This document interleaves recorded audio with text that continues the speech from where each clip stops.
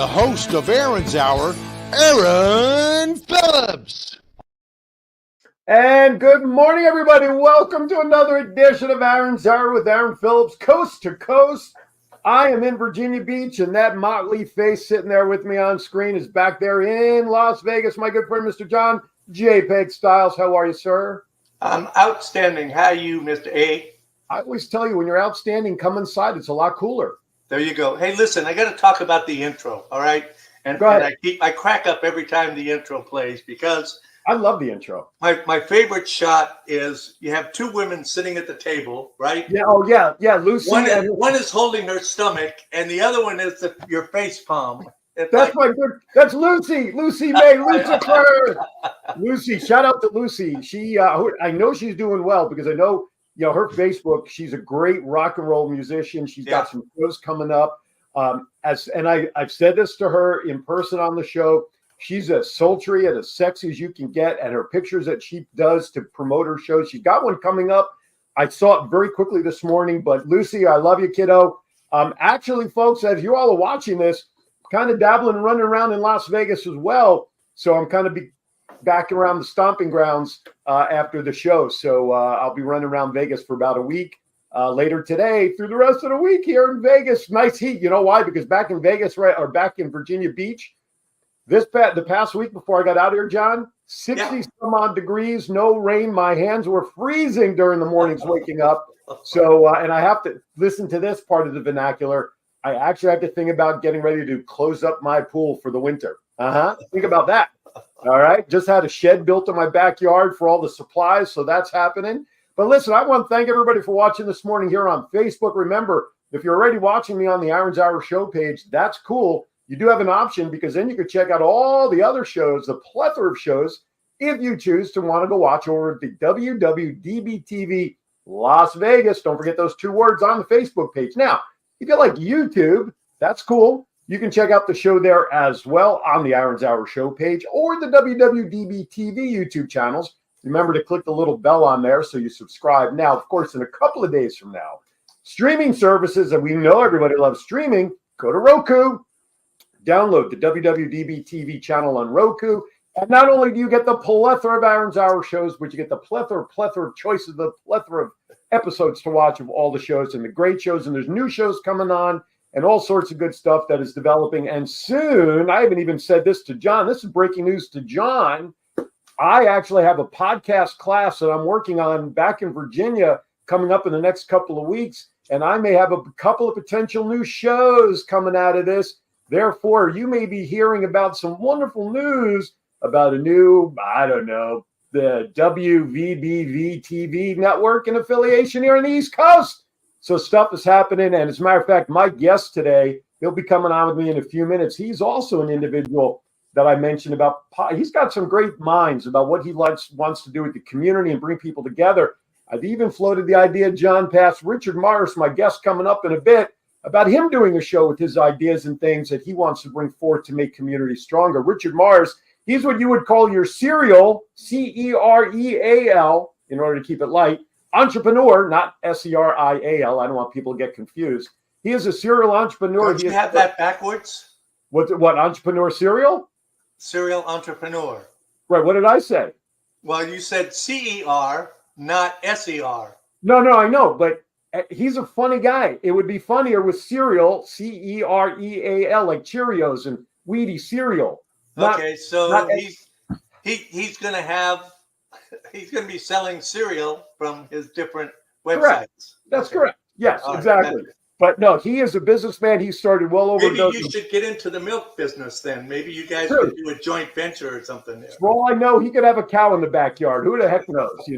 Get your fresh milk with your cereal. But he's started well over a dozen businesses in his career. He also has. I've never heard of this really of people doing a business with this, but hey, why not? The man owns a portfolio of well over 400 domain names for websites and stuff, and he has great ideas for that. We'll get to talking with Richard in a little bit. Richard Morris will join me, a member of the Virginia Beach Kiwanis Club. But we're here to talk about his businesses and people to get to know him, because those of you in the local area here, if you like your seafood, especially crab cakes, his new business venture is actually home delivery of the freshest seafood and crabs cakes you can find in the area. So we'll talk about that as well. All right, with that, so what's happening back there with you, John? Anything exciting with the world of WWDBTV in Las Vegas since I last seen you? Actually, yeah. You're familiar with our Nevada judges, are you not? Yes, that's a great show you have on there. We're in the process of interviewing judges that are running for election. Aha. We got a couple more coming up. I think Thursday. We got some more. We just had a few last week. And it's a chance for everybody to, when they go into the ballot box, most people will get about halfway down the ballot.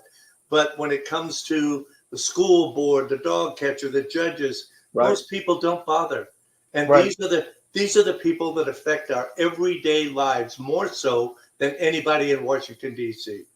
And so we have been trying to educate the public so that they know who these candidates are, what their records are, and whether or not they should vote for them, rather than, I saw that guy's sign on the way to the voting booth, I'll vote for him. Exactly. Or I'm going to vote for all women this time, or only if people have their first half of the alphabet, So it's just it's just something that we do, and we've been doing it for a few years now, and I think it helps. So no, that's great. I mean, education across the board, as long as it's balanced, is always good. And you said something there, and this is probably about as close to anything political I'll say on any public forum like this.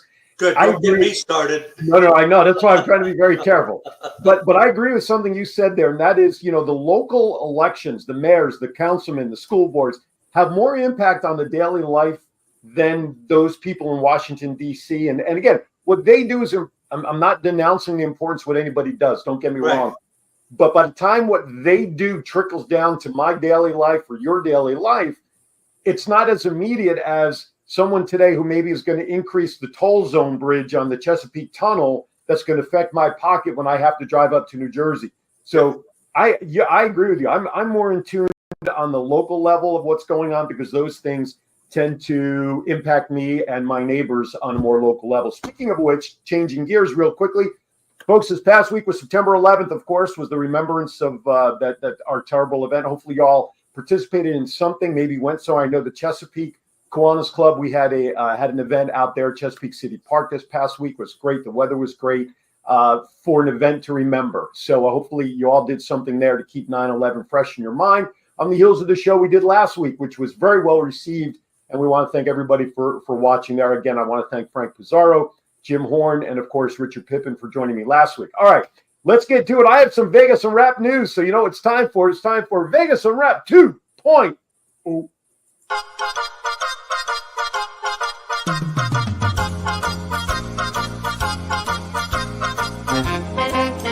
With a nod to the past and an eye to the future, here is Aaron Phillips with Vegas Unwrapped 2.0.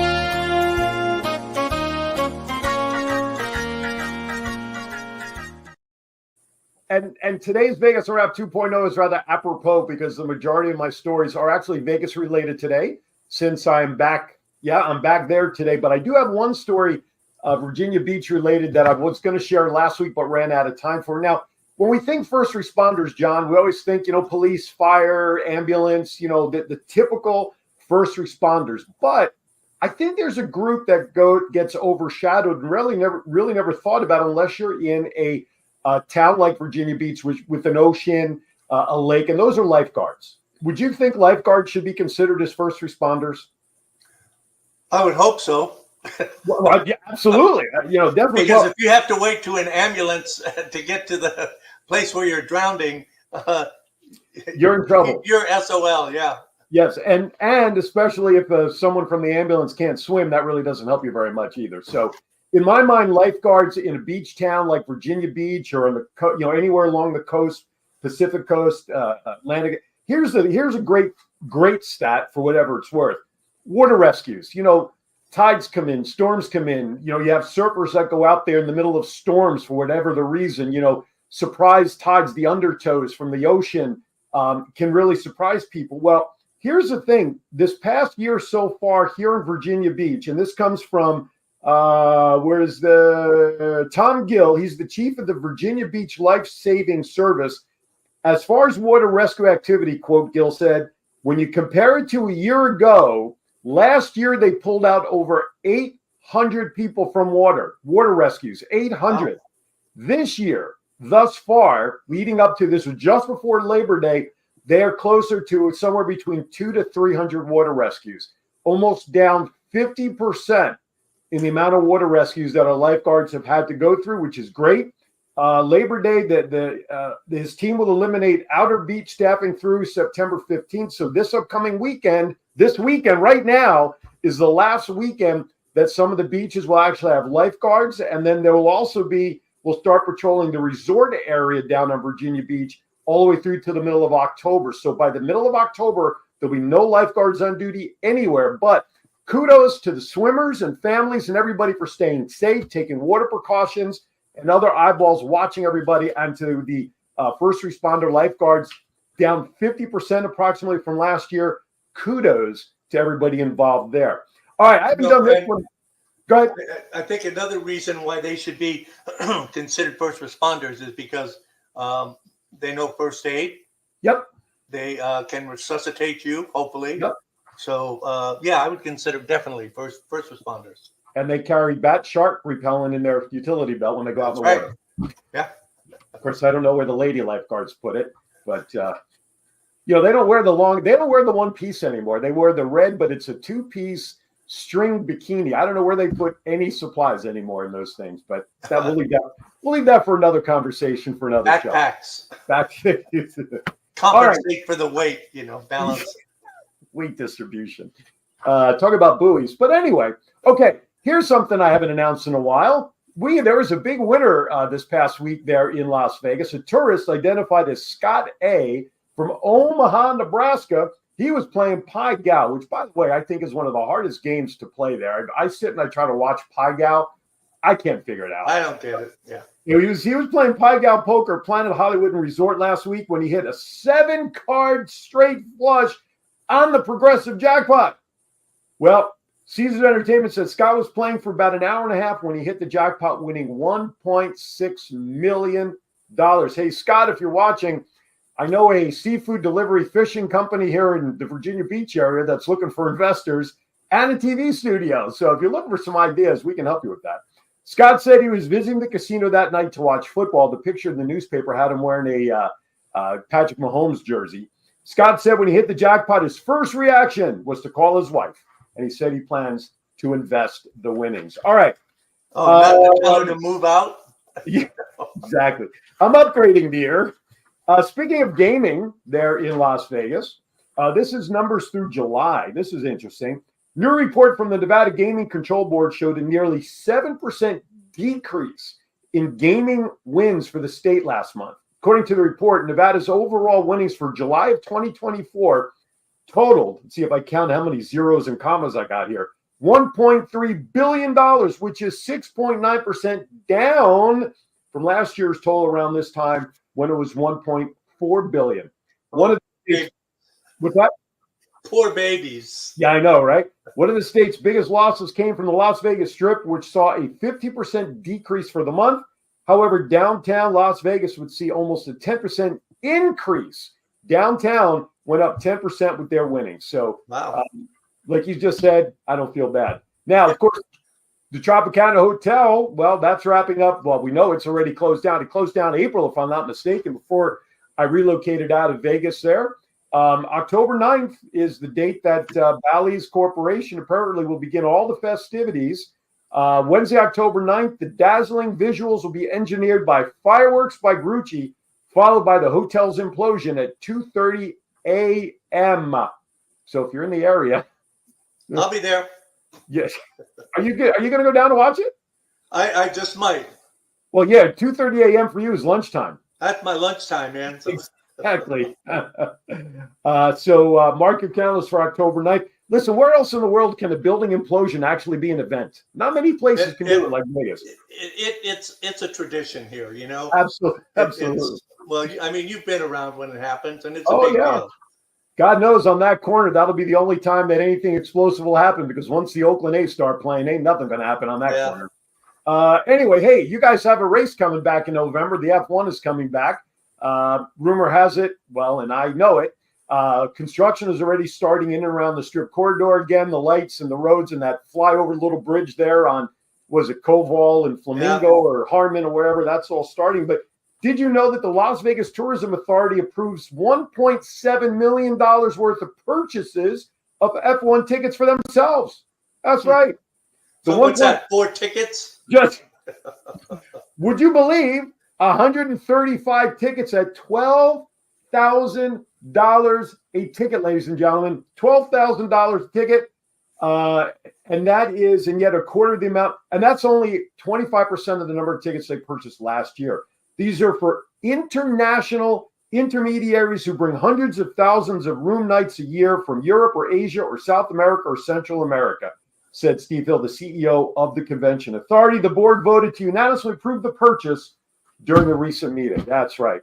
Crazy. And hopefully one of the things that they're learning to do before we go to break, last year was a total debacle for a lot of reasons. Yeah. But nobody was hurt more than the employees who worked at the casinos in and around the Strip when it comes to getting to and from work. So here's what they're hoping to do. Las Vegas organizers are shifting into gear this week to begin preparation. Together with the support of the Convention Authority, we are setting up an employee mobility program, a very convenient park and ride option so that all hospitality workers can get in and out of their shift during hot tracks and the event itself. We have a convenient way to get them to their shift to get to work, said Lori Nelson Kraft, Senior Vice President of Corporate Affairs for the Las Vegas Grand Prix. Now, here's some things to keep in mind, folks. Due to lighting installation already, drivers that are near Harmon Avenue between Las Vegas Boulevard and Koval will see reduced lanes at night. That's already started, so keep that in mind. If you're coming into Vegas, keep that in mind. Right near the Tuscany, where I am at, lanes will be reduced on Koval and Rochelle as crews work to install, again, the wonderful pedestrian bridge, and commuters are advised to stay aware, and stay away of that area during work. All right, so F1 is coming into town. I'm in town. Why? Because Wrestle Connects down at Tuscany Hotel is taking place today, 10 a.m. $10 to come in, a plethora of wrestling talent and collectibles. Come on down. And then at 7 p.m., if you're down near Fremont Street, open to the public, is the after show party at the Nerd Bar, 7 p.m. there. So I'm probably going to be there for a little bit. Anyway, come on down, say hello. I'm excited. But with that, we're going to step aside for our first break so we come back. He's been waiting patiently in the green room. My guest, Mr. Richard Marshall, joined us right here in Aaron's Hour. We'll be right back. Are you feeling overwhelmed? I am feeling overwhelmed. Are we back already?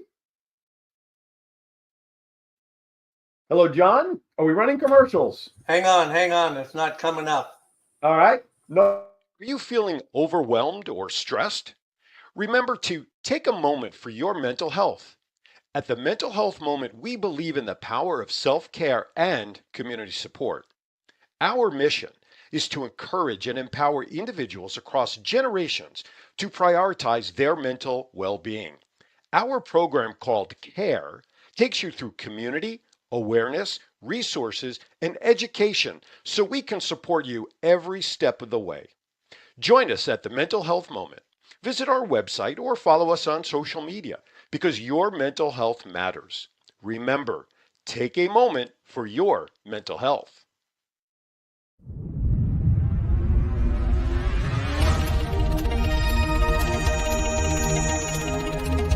Hi, I'm John P.G. Stiles. Some people call me JPEG. You can probably guess why. I'm the founder and partner at WWDBTV. Does your business need a commercial, or do you already have one and you just want to get the message out there? Do you need a sizzle reel? Do you need an audition tape for a part that you're up for? Or have you ever thought about hosting your own show? Well, this is the place, WWDBTV.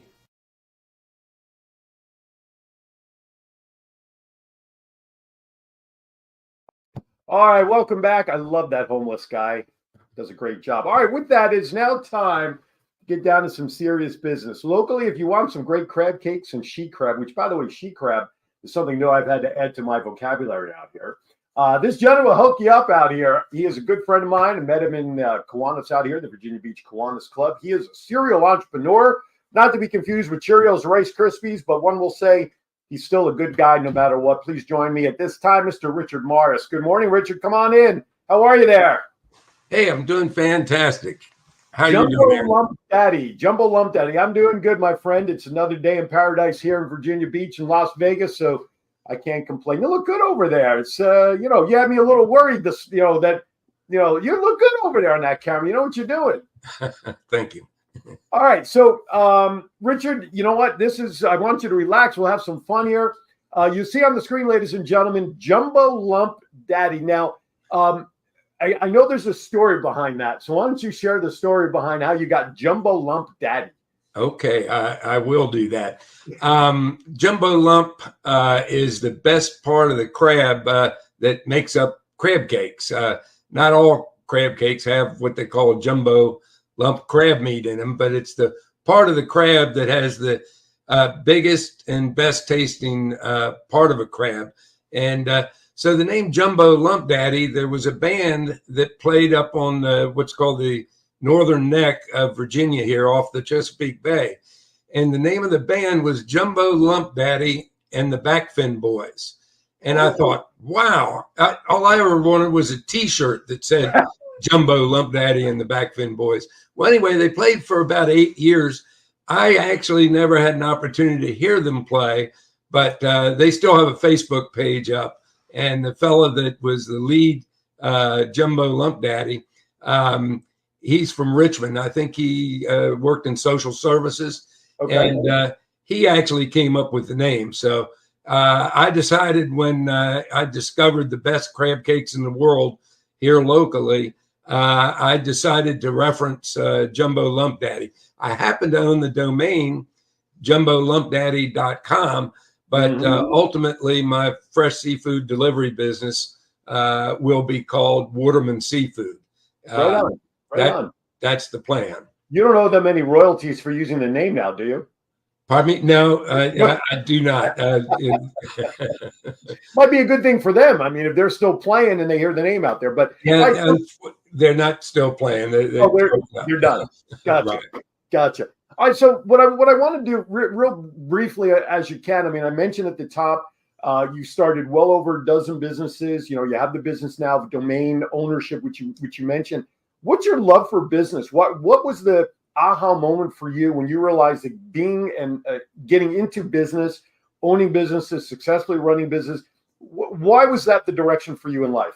Yeah, as a kid growing up in the DC area, I was always cutting lawns. I was shoveling driveways. We were in the northern side of the Washington DC area, and we got a fair amount of snow, so I'd shovel driveways and just to make extra money. And then I learned too, even when I went off to college, I was doing certain things. I was ironing shirts. My mom had taught me how to iron. I would just iron the sleeves and collars on the shirts for 15 cents. And I don't iron the whole shirt, I think, for like a quarter, but just any way to make a buck. And I learned that from my grandfather. His name was Ben Goldstein. And he would always challenge me that when I was a little kid, however many sticks I picked up in the yard after a storm, he'd give me a penny a stick or something like that. And boy, I'd hustle to pick up sticks, all along the way. So, I just kind of, I guess in my DNA to a certain extent, but because my grandfather, both my grandfather and my father were self-employed businessmen. And I just think it kind of was innate in me to start businesses and to generate revenue and income from that. So what was you mentioned in your bio started well over a dozen. So what was the very first one that you started successfully of those 12? The first business that I started successfully that's still in business today, I started in 1973. I came to Virginia Beach, as I mentioned earlier. I grew up in the Washington, D.C. area, went to college in a little liberal arts school in North Carolina called North Carolina Wesleyan College. And that's where I met my wife. And I ended up coming to the Virginia Beach area, which I'll mention too, by the way. Virginia Beach happens to be the largest city population-wise in the state of Virginia. Very few people know that. They think it would be Richmond or Alexandria or another city.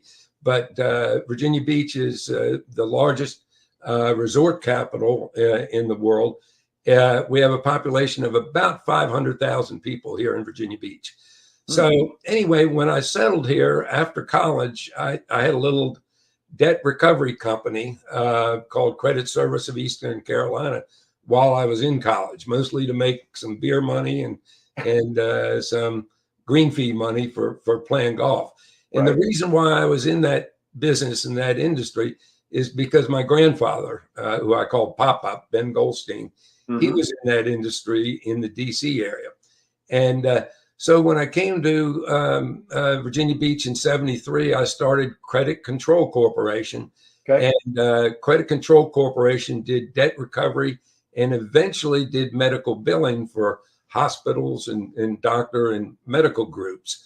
And I had the business for about, I'd say 15 years. I started in 73, ended up selling it in 1988 and went into the medical billing business. But you can go to Credit Control Corporation .net, I think it is, and you'll see where they're still in business today. So I'm sort of proud of that I'd started it and it's lasted this long. Sure.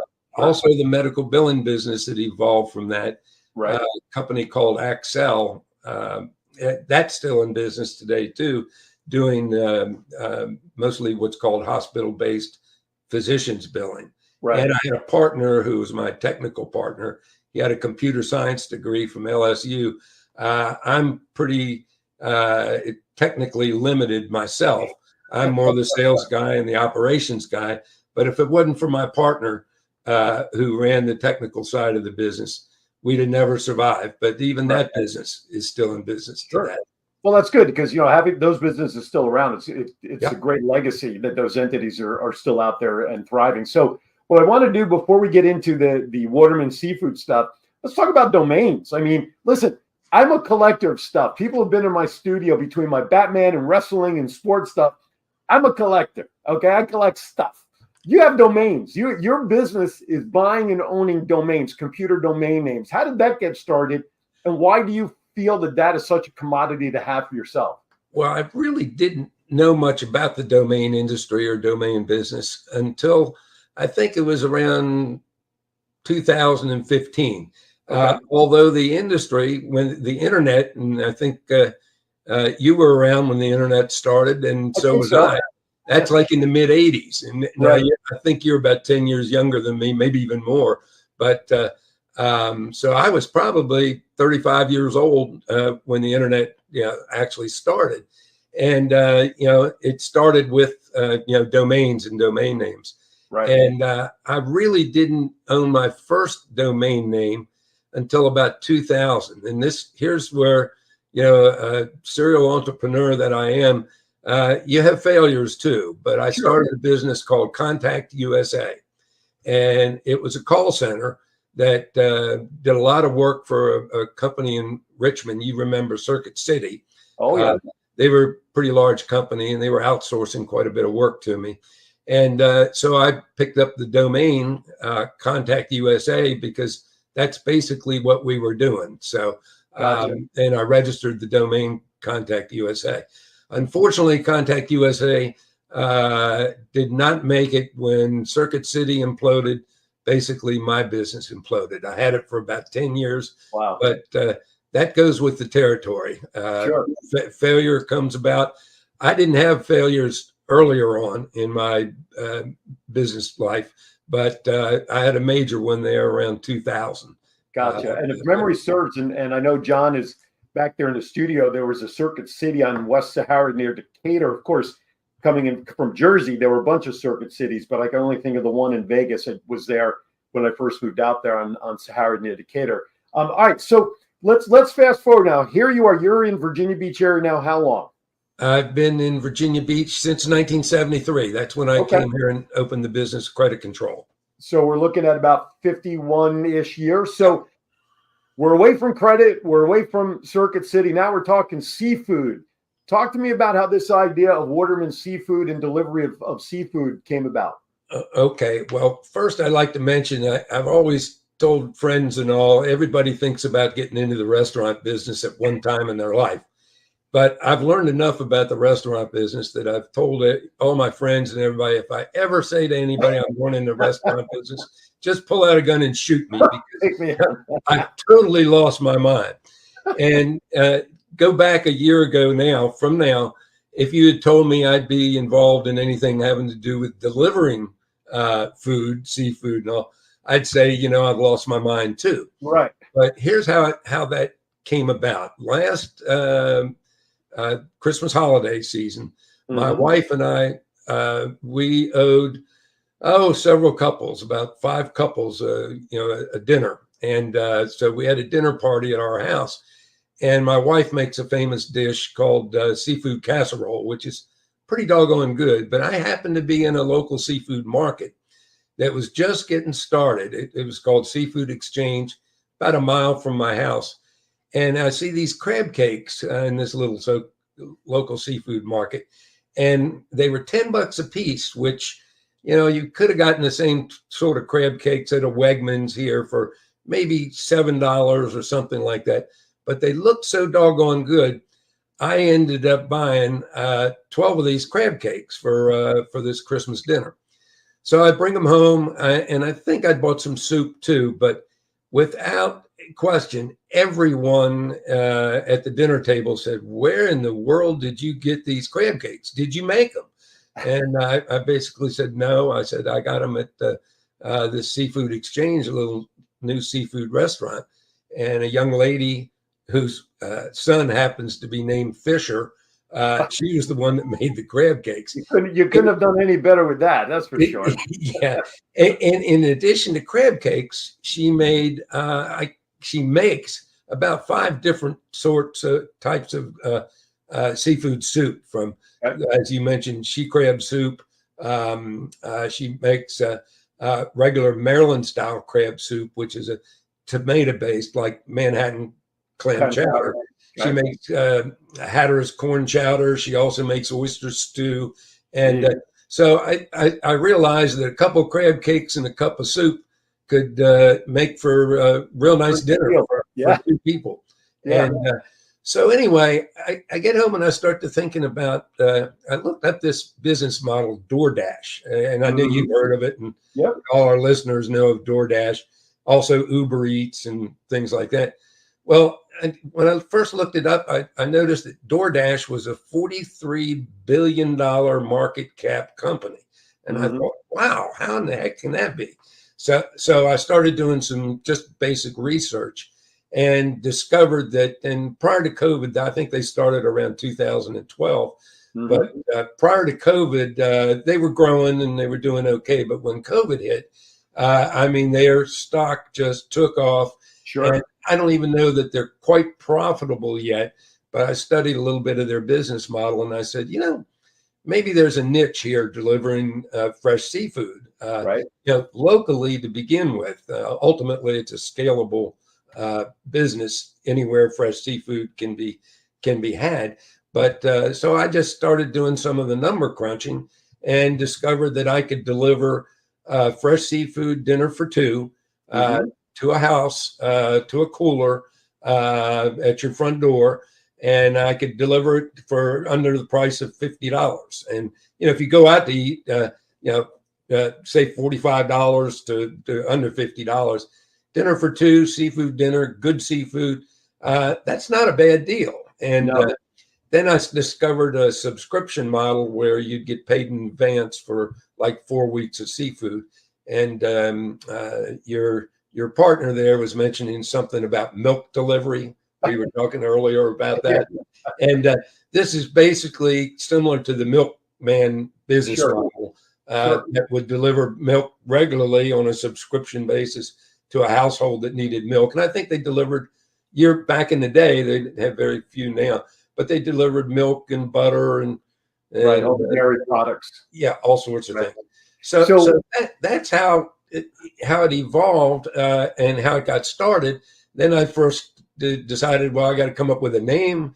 Jumbo Lump Daddy is still catchy and it's still part of the name, but I plan on having a crab on top of the vehicle that's delivering the fresh seafood. Gotcha. It says Jumbo Lump Daddy. That's the delivery guy, basically. Now you started the business. I know you're making a few deliveries here and there, but Just a couple, yeah. But is that more at this point like a test run of the process for yourself? That's correct. A couple of people have asked me. I had some business cards made up. I think you've got one of my business cards that has a picture of a crab on the front, and on the back it has a picture of a crab cake, and it's pretty delicious. And I think your viewers can see that. And then on the back of the business card, it's they can take pictures now of any kind of food to make it look like it's right there on your business, ready to eat. And so I had some business cards made up, and I've been handing them out. And this goes back, maybe I started that about 6 months ago. Okay. But then I've had a couple of people say, Richard, when are you going to start delivering crab cakes? And I said, well, I've got a supplier, and I've got actually 2 suppliers. And I said, when do you want some? And they said, well, can you bring over 6 crab cakes this evening? We got some folks coming in from out of town, and maybe some steamed shrimp from Carolina, and maybe some soup. So I've actually delivered to 2 or 3 people like that have said, hey, Richard, time you need to start doing it. But there are things when you're starting a business like this, you need to have proper insurance, licensing, and everything else. And I'm looking for some investors to get involved with me to help. So, I'm also looking potentially for some youth. I'm 76 years young. I'll be 77 next month. But I'd like to get some youth involved with me that can carry this forward, because it's got a lot of potential. So we see on the screen right now, John has popped it up, Waterman Seafood Company. That is Richard. Give him a call at 757-439-9902. Not only can you inquire about, obviously, the business, and like he said, he's looking for structure financially as well as personnel, but order some crab cakes, because if he gets busy, then that'll infuse everything. So that's a good thing. It's a win-win across the board. Now, I know you're on Facebook. Do you have a website set up for the business yet? Or No, I do not. Now, I'm personally on Facebook, but I do not have a Facebook page for Waterman Seafood or Jumbo Lump Daddy yet. But that's something that's going to be coming about sooner rather than later. But my email address, by the way, which I've had this name for 23 years, is richard@makesomethinghappen.com. And there's not a website that goes with it, but that's just been my email address because I'm in the business of making things happen. And we'll get to that. That's a great segue. I want to stop right there, so I don't want to go too far ahead, because we're going to be coming up to a commercial break here in a few moments. Sure. And we'll talk about some of those other things here, because it's going to all tie into the business as well, because Richard wants to use his business as a vessel as well to also help some of these other things to help happen. We'll get to that in a few minutes. With that, though, before we go to break, Richard, I'm going to pepper you with some questions that have absolutely nothing to do with anything serious other than testing likes and dislikes and seeing how our audience will go, I didn't know that about Richard. So here you go, real quickly. This is off the cuff, first thing that comes to mind kind of stuff. So be ready to rock and roll. Who is your favorite all-time actor, male version, favorite all-time actor? Favorite all-time actor is A Wonderful Life, Jimmy Stewart. Jimmy Stewart. Yeah. Who's your favorite all-time actress, female side? Favorite all-time actress, female side, Lucille Ball. Oh, my good. You know what? Are you saying that because of Vanessa and the chocolate? No. I just always thought the world of her, and one of the funniest. Brilliant. Yeah. She was brilliant. All right. All-time favorite movie, so that when it comes on your TV or wherever, you grab your favorite snack, your favorite adult beverage, your spouse or friend or whomever, you turn off your phone, you don't want to be bothered for 3 hours. That movie is what? It's A Wonderful Life with Jimmy Stewart. I figured you answered it, but I had to ask it anyway. Right. What's your favorite music genre? What kind of music you like to listen to? I really like Motown. And I grew up with Motown, the Four Tops, the Temptations.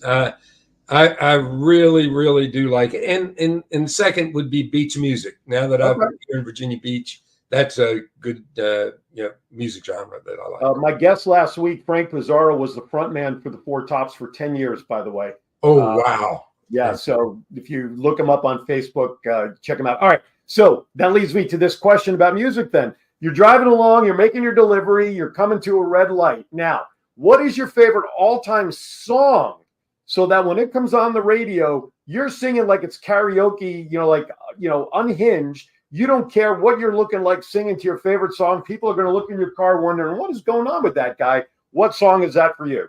Actually, a local artist, Pharrell Williams, sings Happy. Okay.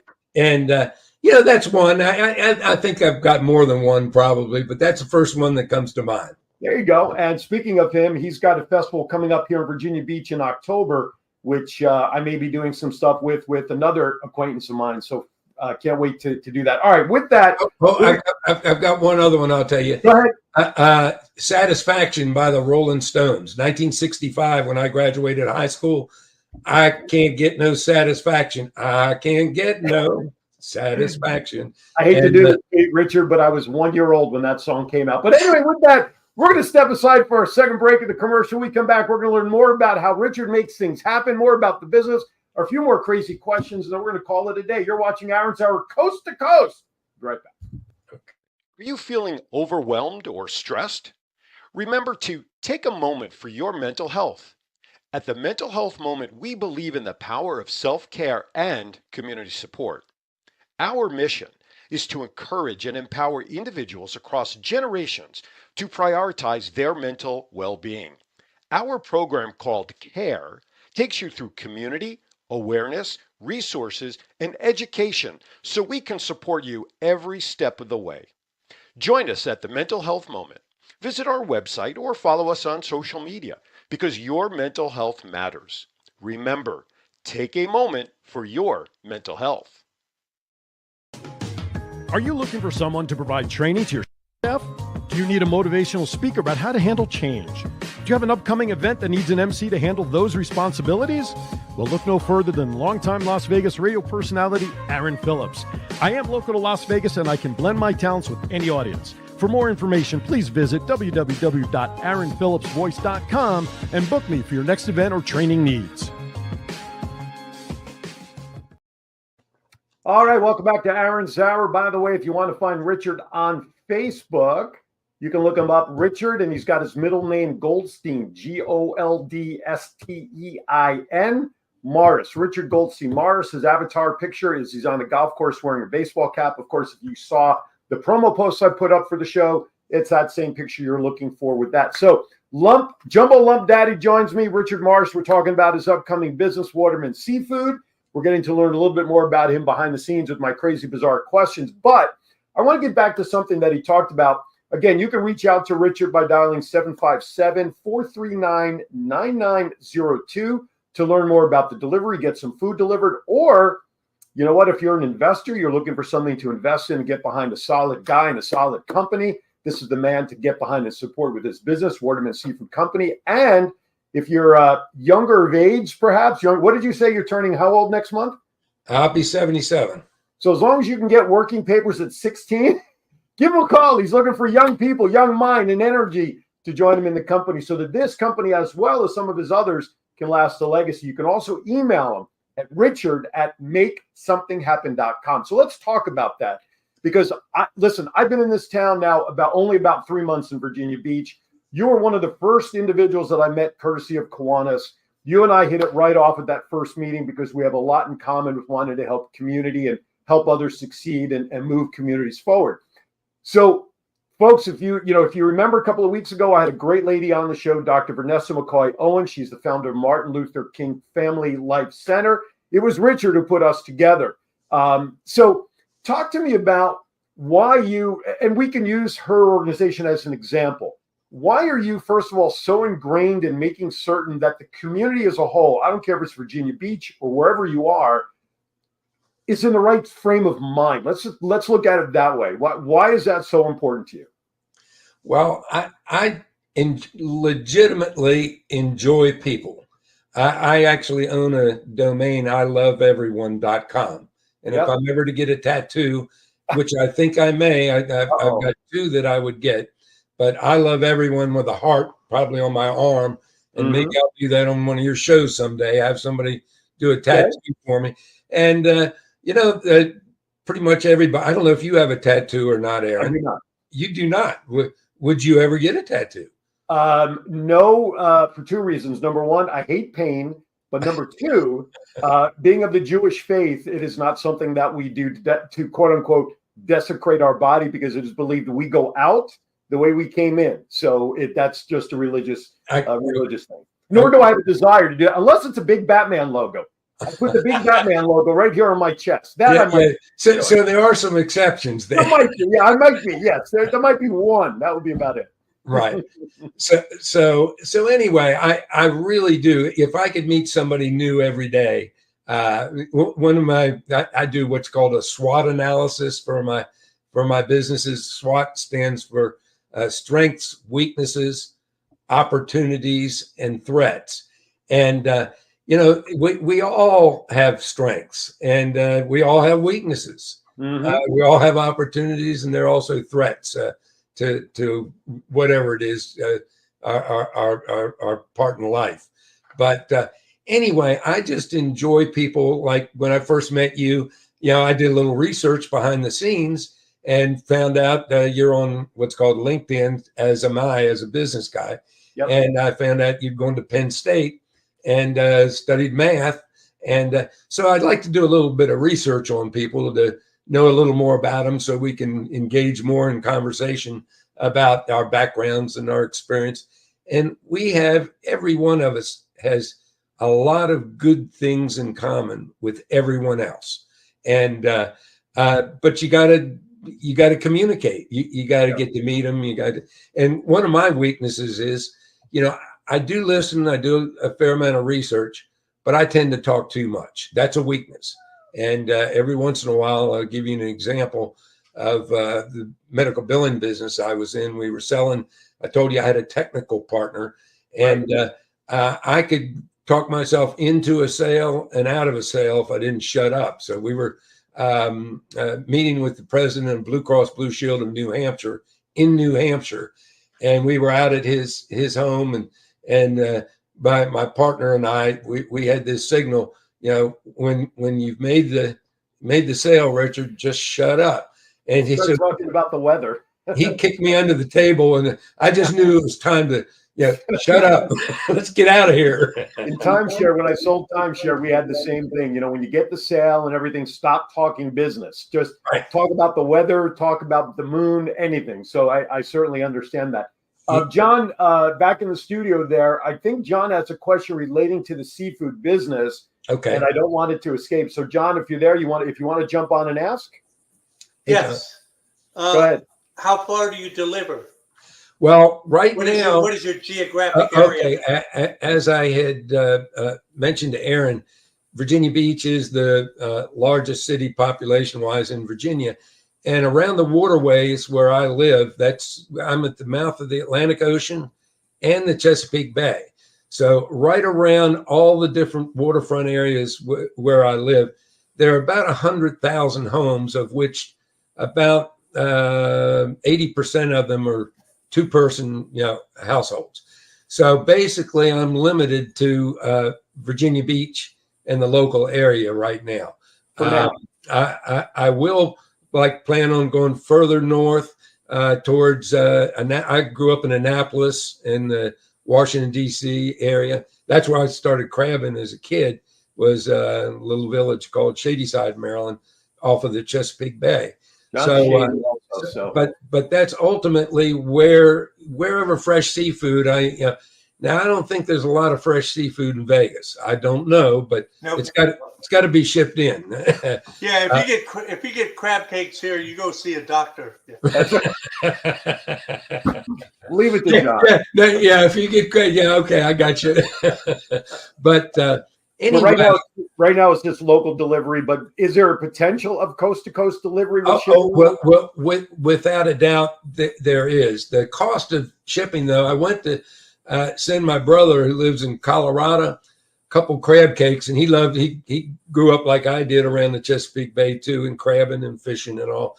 And these same crab cakes that I mentioned that we had for dinner that kind of got me into this business, I went to ship 2 crab cakes, next day delivery, using one of the popular shipping sources. They wanted $130 to ship 2 crab cakes to Colorado. So my brother's got to wait till he gets here to get some crab cakes. But if you do it on a much larger scale, ultimately, I think you can get that price down to maybe $35. But that's as much as the crab cakes cost. Right. And get that West Coast distributor too. Go ahead, John. Yeah. Franchise. No, hey, by the way, John, you're a business guy.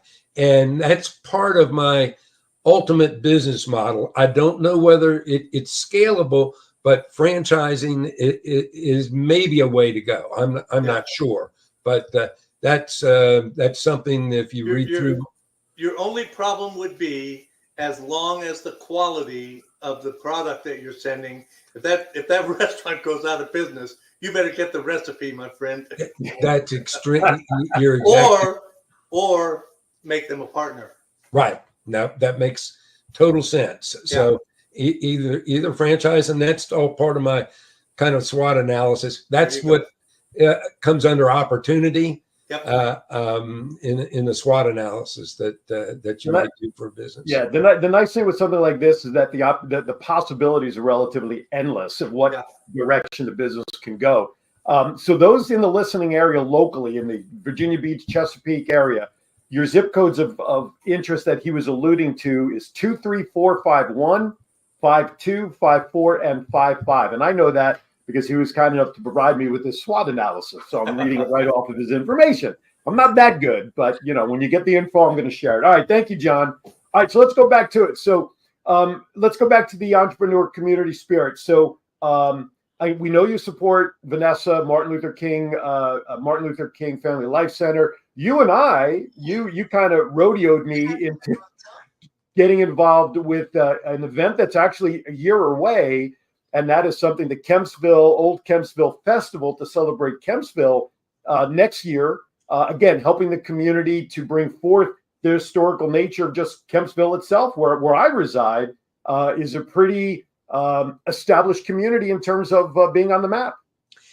Yeah, and this was really news to me. Here I've been a resident of Virginia Beach, pretty active in like Kiwanis, very active in my church, active in a club that I belong to where I play golf, and active in a number of things. I work at a gym where I've seen the same people for 25 years. It's a pretty good sized gym. But Kempsville happens to be a community about maybe 15 or 20 minutes from where my community is. And I always knew about Kempsville. I knew it always had a lot of traffic. And I think the population of Kempsville is considered to be around 70,000 people. And then I had learned that one of the very first shots of the Revolutionary War occurred at Kemp's Landing in way back in the 1700s. And I thought, wow, I never really thought of that. And Kemp's Landing is where some of the tall ships had come in. This is long before we had powered ships, back in the 1600s and all. We were founded, as a matter of fact, I live across from what's called First Landing State Park in Virginia Beach. And that's where, Jamestown and Williamsburg and all those ships went right by my house. So anyway, the Revolutionary War, the first shot was fired in Virginia in the Revolutionary War way back in the day, about 250 years ago.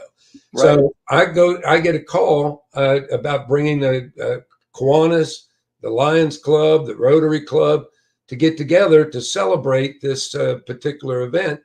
And then I learn about all this history. The Daughters of the American Revolution were there. And so now I've introduced it to a lot of other folks, and I'm going to be on the committee. And I think, Aaron, you're going to be on the committee to help pull off this. And it's a year out from now, September. Yeah, next September of 25. And if understanding the geography, as limited as I have still of the area, where this is all taking place is like literally about a mile from where I currently live, because I currently reside in Kempsville. Right. So I'm right there. So These are just some of the things that go on in the community that Richard loves getting involved with through Kiwanis, through his own ventures. And again, really identifying the things in a community that needs to be either brought forth and to make people aware, remind people of things like manners and yes, sir, and please and thank you. That's a whole nother topic for another show that we'll get into. Speaking of which, and I kind of alluded this at the top with John, as I'm meeting people and networking and trying to develop my relationship base out here, potential shows. And there is one you and I actually talked about that you would like to do eventually, that you and I may pair together, talking about things that really concern Americans and what it is that we need to face to do. So Richard is a guy, ladies and gentlemen, that if you want to back a guy who's really loyal to his community and wants to make sure the community around survives, this is a gentleman that you want to support. Remember, give him a call by calling 757-439-9902. You can learn about getting your seafood delivery in the area that he's right now servicing. You can also talk to him if you want to get involved with the business itself, be an investor, be involved, work, whatever you want to do. This is the time to call. And for most businesses, if we were all involved in the garage of when Apple was being developed all those 40, 50 years ago, look where they are today. You just never know when that opportunity comes that can take you over the limit, just like precious metals. If you want to know how to do that, you can reach out to me too. I do that too. But anyway, that's a whole nother topic. Give him a call, 757-439-9902. Email him, richard@makesomethinghappen.com. Look him up on Facebook at Richard Goldstein Morris. Check him out. He is there. Worst case scenario, you can also go to the Kiwanis Club, Virginia Beach Kiwanis Club Facebook page. You can leave a message there for him. Hey, just get me. Message me. I love talking to people. One other thing I might mention, and this is where I learned a lot about you, Aaron, is you go to LinkedIn and just key in Richard Morris, Virginia Beach, or Aaron Phillips, Virginia Beach. And that essentially is like a bio on Aaron or a bio on me about our background, our experience, and it'll share with you the different businesses I've started and what I'm doing today. Won't get into jumbo lump daddy and crab cakes because I haven't really started that officially yet. But that's the way to learn more about people is through LinkedIn. Real quickly, I have a couple of last questions and then we are done for the day. So number one, who's your favorite superhero, Batman or Superman? Superman, because Superman was around before Batman, and that was, once a hero, you kind of got to stick with it. Oh, Richard, I had such high hopes for you. Anyway, favorite all-time vacation spot that you haven't been to that you'd like to go to?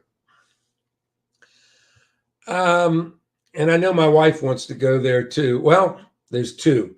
One is Alaska. We've been to most all the other states.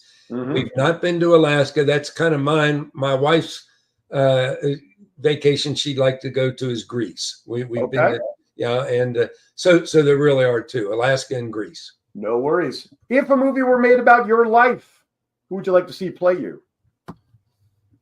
Who would I like to see play me? Who's starring as Richard Morris in the full-length feature of movie called Make Something Happen? There you go. Who would play you? I'd like Jimmy Stewart to play me. Okay, we can do that. We can listen, CGI is a wonderful thing.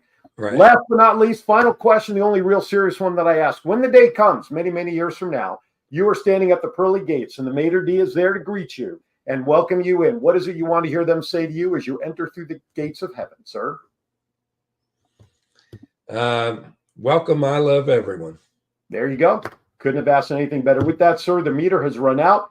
Richard, my friend, I appreciate your time today. A lot of fun. And I know we barely scratched the surface on everything, but hopefully down the line, they'll hear more from you on a pending show or more from us. We'll get you back with some updates. Remember, folks, Richard at MakeSomethingHappen.com, 757-439-9902. The best crab cakes you can find. Mr. Richard will deliver them to you. Thank you, my friend, for coming on. God bless. With that, everybody, as always, thank you for watching. Stay tuned on my Facebook page so you know who's coming up on the next show. I got plans, baby. I got plans. We're making them happen. As I always like to say, be kind to everybody. Why? We are all we have. With that, have a great week, everybody. Aaron's Hour, coast to coast, coming at you next time. Thank you for watching.